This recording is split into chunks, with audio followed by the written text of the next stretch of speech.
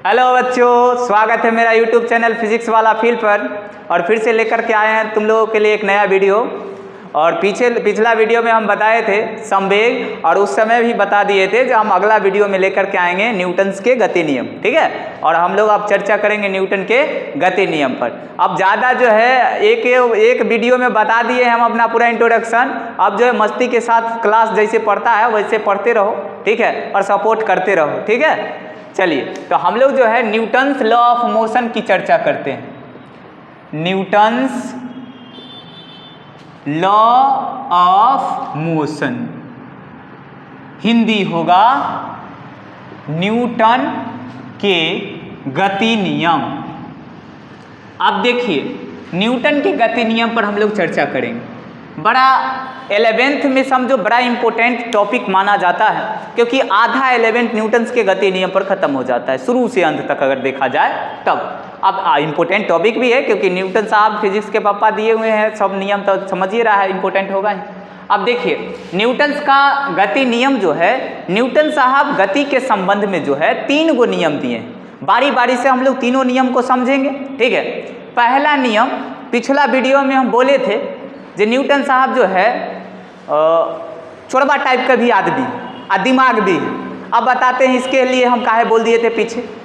देखो न्यूटन साहब जो नियम दिए, वो पहला नियम जो दिए ना, वो गैलीलियो साहब जो दिए थे जड़त्व का नियम, जड़त्व का कंसेप्ट, वही जड़त्व के कंसेप्ट को मॉडिफिकेशन करके न्यूटन साहब अपना प्रथम नियम बना दिए। ठीक है, तो सिंपल सा बात है, अगर उनका पूरा कंसेप्ट रहता अपना वाला तो बढ़िया बात था, लेकिन ये कहीं ना कहीं गैलीलियो साहब को जो है ये चुराए हैं। देखो सिंपल बता देते हैं, अभी भी सबसे पुरानका जो फिजिक्स के पापा है वो गैलीलियो साहब ही हैं, याद रखना। वो भी अपने ज़माने में जो है हीरो हुआ करते थे। जैसे तुम लोग देखता होगा एक ज़माने में धर्मेंद्र का जो मूवी लगता था, तब एक महीना तक जैसे मूवी लगले रह जाता था। अभी मूवी लगा दो धर्मेंद्र के, एक को नहीं देखने जाएगा, अभी देखेगा टाइगर श्रॉफ का। अभी नया जो हीरो आ रहा है नया, उस जमाने का जो कंसेप्ट था उसके हिसाब से वो हीरो थे। अभी का जो कंसेप्ट है, अभी का जो देखने वाला का रुचि है, उसके हिसाब से यहाँ टाइगर श्रॉफ आ रहा है। वही बात है, पुराने ज़माने में, बहुत पुराने ज़माने में जो है गैलीलियो साहब जो है फिजिक्स के क्षेत्र में बहुत योगदान दिए। तो उनको शुरुआती में कहा जाता था कब, जब न्यूटन साहब नहीं आए थे तब। जब न्यूटन साहब आए तो ये नया जो है से और खोजने लगे बहुत इंटरेस्टिंग चीज़। तो चलिए भाई, वैल्यू तो कमेगा ही, जैसे ही उससे ज़्यादा अच्छा काम कीजिएगा, जो आज जो है से जो अच्छा काम करेगा उसी का नाम होता है, वही बात है। तो न्यूटन साहब जो प्रथम नियम है वो गैलीलियो साहब के जड़त्व के कंसेप्ट से चुराए हैं, इसलिए हम चोरबा कह देंगे तो कोई दिक्कत नहीं है। ठीक है, लेकिन क्या है कंसेप्ट उसको अभी समझिए। कंसेप्ट क्या है, देखिए गैलीलियो साहब क्या बताए थे, तो जड़त्व के बारे में, जिसको हम लोग इनर्शिया बोलते हैं। क्या बोलते हैं? इनर्शिया, जड़त्व। और बड़ा बेसिक चीज़ है जड़त्व क्या होता है, तो वहाँ पर तुम लोग पढ़ा होगा, 9th वगैरह में भी पढ़ा होगा, कहीं भी पढ़ा होगा, कोई दिक्कत नहीं। ऐसे हम दोनों जगह पढ़ा देते हैं, 9th वाला को भी और 11th वाला को, क्योंकि छोटा चीज़ को ही जान करके अगला चीज़ को समझा जा सकता है। अब देखो जड़त्व वो बताए कि किसी भी वस्तु का वह गुण जो अपनी गत्यावस्था या विरामावस्था में परिवर्तन का विरोध करता है, उस गुण को हम लोग कहते हैं जड़त्व। और इस बात की जानकारी गैलीलियो साहब ने प्रयोग के आधार पर दिए। ठीक है, और ये हम लोग पढ़ लिए। जैसे ही इस बात को गैलीलियो साहब की बात न्यूटन साहब एब्जॉर्ब करते हैं तो समझ में आता अच्छा ऐसी बात है। तब वो रिसर्च करना चालू किए और बस इसी चीज़ में एक नया चीज़ जोड़ दिए और वह पर नियम बना ली। उनका नियम क्या है? Newton's first law of motion पहले लिख देते हैं और हम बताते हैं। Newton's first law of motion मतलब न्यूटन का प्रथम गति नियम। अब देखिए प्रथम गति नियम क्या है? प्रथम नियम है बस जड़त्व जो गुण है उसी को मॉडिफिकेशन, बस उसमें क्या किए, थोड़ा सा जोड़े हैं। क्या जोड़े हैं समझिए। गैलीलियो साहब बताए कि किसी वस्तु का वह गुण जो अपनी विरामावस्था या गत्यावस्था में परिवर्तन का विरोध करता है, उस वस्तु का जड़त्व कहलाता है। अब न्यूटन साहब इसको कट करके दूसरा भाषा में एक्सप्लेन कर दिए। अब बोलते हैं जे कोई भी वस्तु अगर विराम है तो विरामे में ही रहता है, अगर एक समरूप वेग से गतिशील है तो वह समरूप वेग से ही गतिशील रहेगा जब तक कि उस पर कोई बाहरी बल कार्य न करे। बस एक लास्ट जोड़ दी। अब बाहरी बल देखो, सिंपल, ये पहला नियम। अब देखो सिंपल सा है, जे अगर कोई वस्तु लुढ़क रहा है ना, वो तो चाहता है हरदम लुढ़कते रहे। अगर उसको कोई रोकने वाला न रहे तो क्या चाहता है, हमेशा लुढ़कते रहे। अगर मान लो कोई रुका हुआ है तो चाहता है जो हम रुका ही रहे, ठीक है, रुका ही रहे।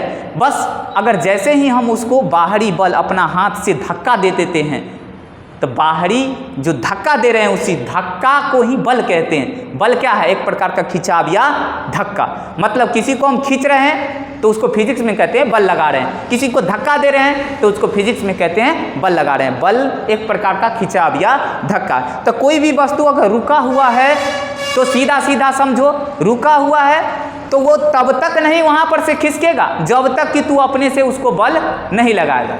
और कोई भी वस्तु अगर एक समान वेग से गतिशील है तो वो एक समान वेग से गतिशील ही रहेगा तब तक जब तक कि तू उस पर बल नहीं लगाएगा। अब बल किसी भी प्रकार का हो सकता है, जैसे गुरुका रहा है तो सतह के बीच घर्षण लगता है, इसीलिए कोई गेंद चाहे कोई वस्तु चलते चलते रुक जाता है।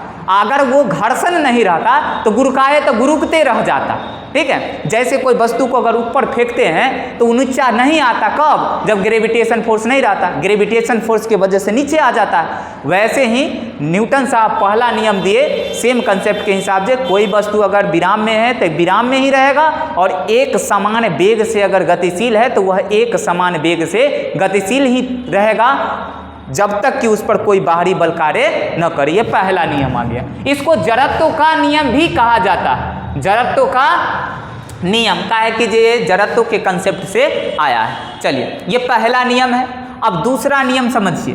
दूसरा नियम जो है, दूसरा नियम से ही बल का व्यंजक प्राप्त होता है। और दूसरा नियम जो पीछे संवेग का तुम आप लोगों को कंसेप्ट दिए थे वहाँ पर से आता है और वहाँ से हम बताए भी थे। सेकेंड जो है नियम हम विशेषता वहाँ पर बताएंगे। तो वहाँ पर हम बताए जो किसी भी वस्तु के संवेग में जो परिवर्तन का दर होगा वो उस पर आरोपित बल के समानुपाती होता है, ठीक है। अब यहाँ पर हम कह सकते हैं अर्थात करके, जब अगर कोई भी वस्तु का संवेग p है और उस पर बल लग रहा है F, तो हम न्यूटन के द्वितीय गति नियम से कह सकते हैं, न्यूटन के द्वितीय गति नियम से हम कह सकते हैं, क्या बोला न्यूटन के द्वितीय गति नियम रे, कि किसी वस्तु के संवेग में परिवर्तन का दर जो होता है वो उस पर आरोपित बल के समानुपाती होता है। अर्थात F समानुपाती होगा dp/dt।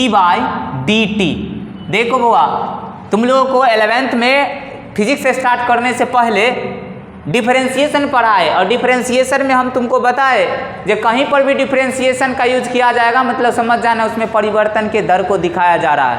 अब जिसके रिस्पेक्ट में परिवर्तन के दर दिखाना है उसको नीचे में रखेंगे, तो समय के रिस्पेक्ट में दिखा रहा है, तो समय के रिस्पेक्ट में किसमें परिवर्तन हो रहा है बुआ, तो संवेग में। तो संवेग में परिवर्तन का दर समानुपाती होगा F के, बल के। कौन सा बल, तब वस्तु पर लगने वाला बल के। अब यहाँ पर F समानुपाती चिन्ह हटा देंगे तो एक नियतांक डालेंगे K और dp/, क्या हो जाएगा, dt। क्या होगा रे, dp/dt। अब यहाँ पर प्रयोग से ऐसा पाया जाता है, प्रयोग से पाया जाता है K बराबर कितना, 1, तब हमारे पास F बराबर क्या हो जाएगा, तो dp/dt। तब यहाँ पर हम ये भी कह सकते हैं जो किसी वस्तु पर लगने वाला बल संवेग में परिवर्तन के दर के बराबर होता है, ठीक है। अब देखो इसको हम लोग किस रूप में लिख सकते हैं, अगला फॉर्म में भी ले जा सकते हैं। F बराबर देखो बुआ dp है, तब P का फॉर्मूला हम लोग क्या जानते हैं, देखो यहाँ पर P का फॉर्मूला क्या जानते हैं, तो पीछे बताए हैं P बराबर होता है mv। क्या होता है, mv। चूंकि P बराबर mv जिसको हम बोले थे संवेग, तो संवेग का फॉर्मूला लगाए, यहाँ पर नीचा में लिख दिए dt। तो F बराबर m हो गया बाहर, अब बचा कौन, तो dv/dt। अब देखो F बराबर m और dv/dt, तो dv/dt का वैल्यू क्या होता है रे बउआ, a। ए को क्या कहते हैं? त्वरण। वस्तु में उत्पन्न त्वरण। वेग में परिवर्तन की दर को क्या कहते हैं? वस्तु में उत्पन्न त्वरण। तो यहाँ पर हमको एगो फॉर्मूला आया dv/dt, मतलब वेग में परिवर्तन हो रहा है किसके रिस्पेक्ट में? तो समय के रिस्पेक्ट में, मतलब ये फॉर्मूला है a का।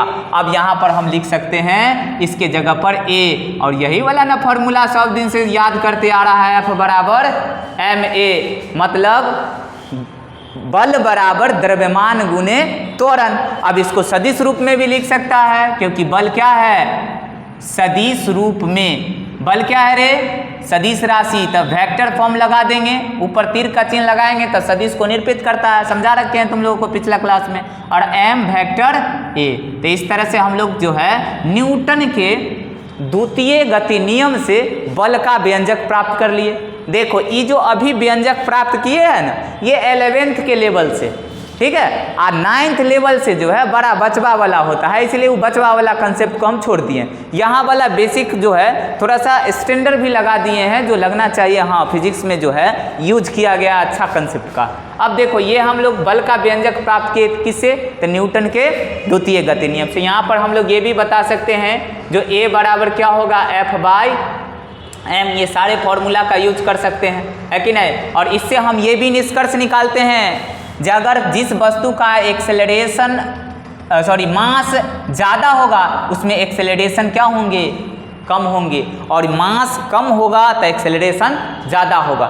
फोर्स सेम रहेगा। अगर 5 न्यूटन का बल लगाया और उस वस्तु का द्रव्यमान 75 kg है, जो एक्सेलरेशन उत्पन्न होगा, अगर ये 5 न्यूटन का बल को 70 kg पर लगाएगा तो इसका एक्सेलरेशन बढ़ जाएगा। काहे कि जो मास अगर कम रहेगा तो एक्सेलरेशन ज़्यादा उत्पन्न होगा। यहाँ पर से हम लोग ये सब चीज़ सीख लिए, और ये न्यूटन साहब के द्वितीय गति नियम था। अब तृतीय गति नियम जो है वो बड़ा इंपॉर्टेंट है और मस्ती वाला भी।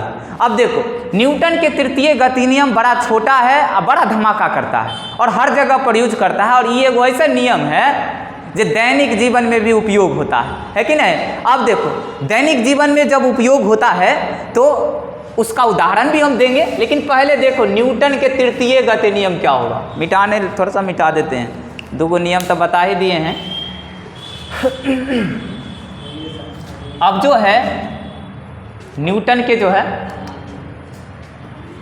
चलिए ठीक है 2 नियम दे दिए हैं। अब जो है तीसरा नियम के लिए अगला वीडियो आप लोगों को दिखना होगा, ठीक है। क्योंकि यहाँ पर जो है वीडियो ज़्यादा लंबा हो रहा है, हमको थोड़ा सा काम है, निकल रहे हैं। अगला वीडियो में वेट कीजिए, तृतीय गति नियम को जो है दिखाएं, ठीक।